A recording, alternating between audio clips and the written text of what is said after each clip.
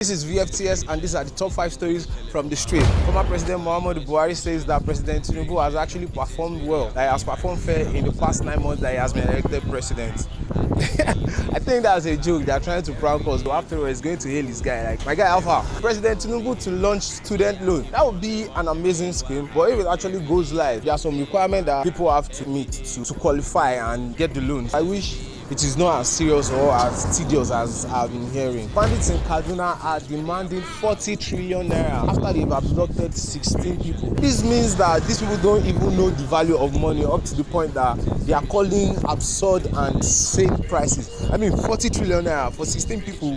We are not going to be bargaining with terrorists like we say in the USA, but really, even if you are going to 40 trillion naira, really? UK bans overseas health workers / caregivers from bringing their dependents on. This means that if you are a nurse in the UK, if you are a doctor in the UK, if you are a caregiver in the UK, you can no longer bring your brothers, uncles, aunties. You can no longer bring even your mom. I think that's going to affect a whole lot of families because a lot of people will be disconnected, and that's going to mean them finding other ways to get themselves into the country. Lagos begins the removal of illegal structures in Aja. I don't think that's going to be the end of it. I think that's just the beginning, and it's going to spread to other parts of Lagos. So if you have an illegal structure, better be warned, better safe than sorry. So if you have a legal structure, you can rest assured, just go and confirm with your papers that your structure is legal, and then you are fine. I mean, I'm bringing you premium information. It was the International Women's Day, all of the women in our lives were celebrated. Some of us posted, some of us didn't post, but still we showed our own way of appreciation one way or the other. It's sweet to see that our women are being elevated and celebrated and being called out for the right reasons on social media. But just a couple of weeks ago also, I think about last month or so, it was International Men's Day, and we did not hear shishi, we did not hear gbai. Really, it is a woman's world, it's not a man's world, but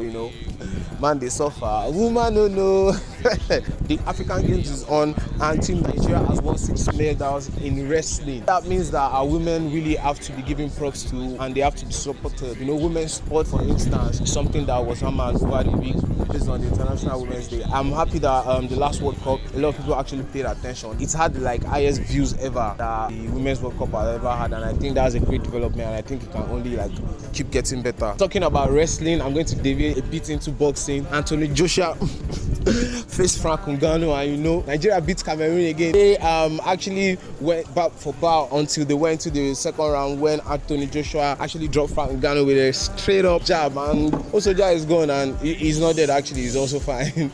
My cameraman, they haven't seen the guy finish his song, and so he dropped Anthony Joshua, and that was that. And it's sweet to see two African athletes come together to support themselves. Customs in Akwa Ibom has intercepted yams that was meant for export to Cotonou, and they are calling it smuggled goods. That person is literally doing agriculture exportation, and now you are saying it is smuggled goods. In the midst of all of this, where people are trying to make money and people are trying to better their life, we are also going through a food crisis. Customs is seizing food. How is food going to go around? The state of the economy is still plummeting day to day.